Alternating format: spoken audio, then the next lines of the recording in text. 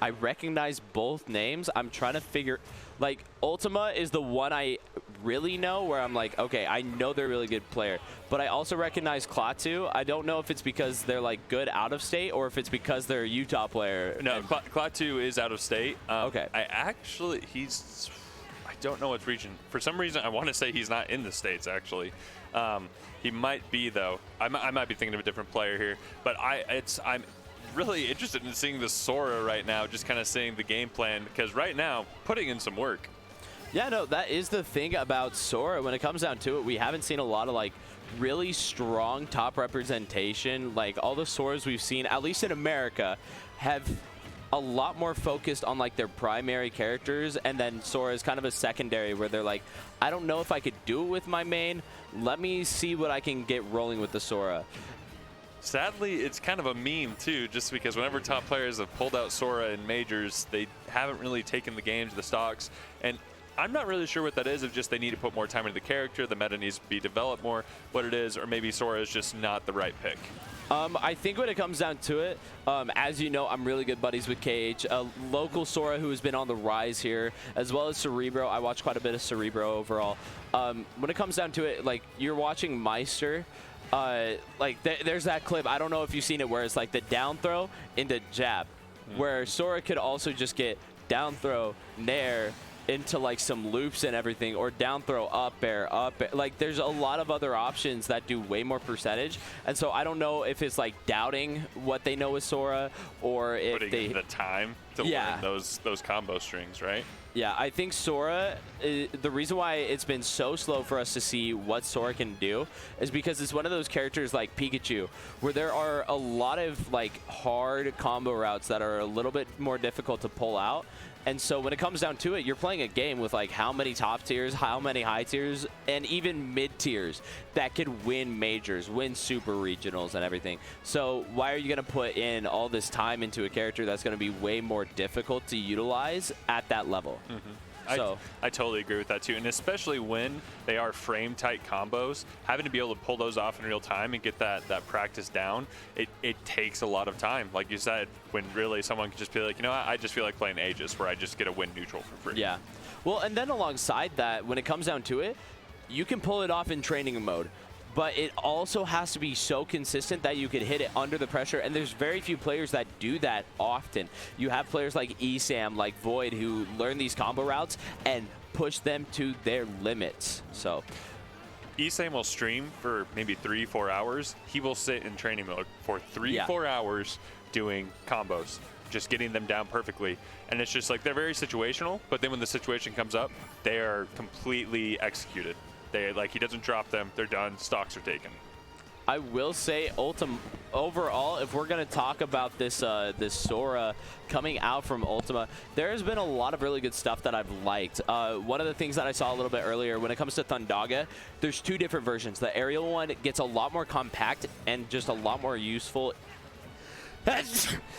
Sorry, I'm dying out here.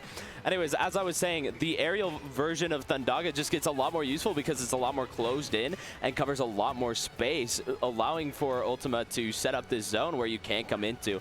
And I've seen like these quick short hops or slingshots, I don't know which, and then popping Thundaga instead of just doing the grounded version. Yeah, and I think too, just like kind of we talked about, Sora is taking advantage of Olimar's weaknesses in that he can't play up close super well, and he's trying to zone out. And so, okay, I'm going to throw out my big sword, especially off stage. Ultima's offstage play has been fantastic against Klaatu. Oh, yeah. And alongside that, looking at the neutral, at the beginning, Ultima was kind of struggling to figure out what ranges do I play in, but already we have started to see the adjustment. Taking the F smash, but still Ultima showed a lot more than just a sign of life by the end of that. We were seeing a lot more careful spacing with the different spells and using the aerials to go ahead and just kind of drift back and like, all right, if you come into this range, you lose. If you don't and you try to whiff punish me, it doesn't matter. I'm doing it drifting back, and I'm going to be so safe with it. Yeah, Sora has the tools for this matchup. I honestly think it's very doable. Ultima's just going to have to play really solid here and not get too antsy. Oh, 100%. As long as Ultima plays that patient game and plays with K-Rule. Oh. K-Rool? Wait a minute. Hold. I'm watching. I'm down. All right. Look, anyone who don't know me, look, I coach and I'm really good buddies with a amazing K-Rool in the form of Oa, who went on a deep run last night. You know I'm down for this. K-Rool is another one of those characters where if you don't respect the belly armor, you get blown up. You get absolutely blown up. And actually, Kirby Kid and Myron played in the Smash World Tour last year, and Kirby Kid did fantastic against Olimar. And it looks like Ultima is doing just as well.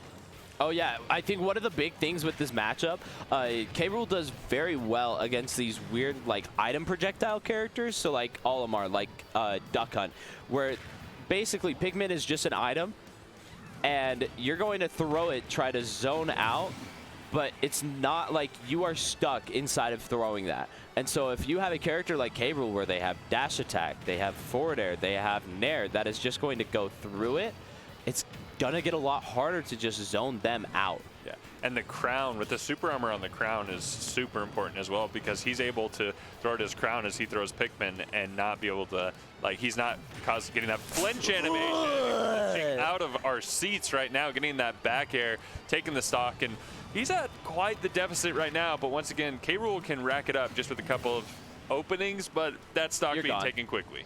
Yeah, no, I was going to say that Rage could be so scary. K-Rool being one of the heaviest characters in the game with some great kill power. You know they chilling with Rage. They're going to just look at you wrong and you die. And this is where K-Rool really struggles, is off stage. As we saw that immediately, his stock is gone. Like I said, I think the Sora could have done it. That first game, oh, yeah. it was close. It was not a blowout by any means.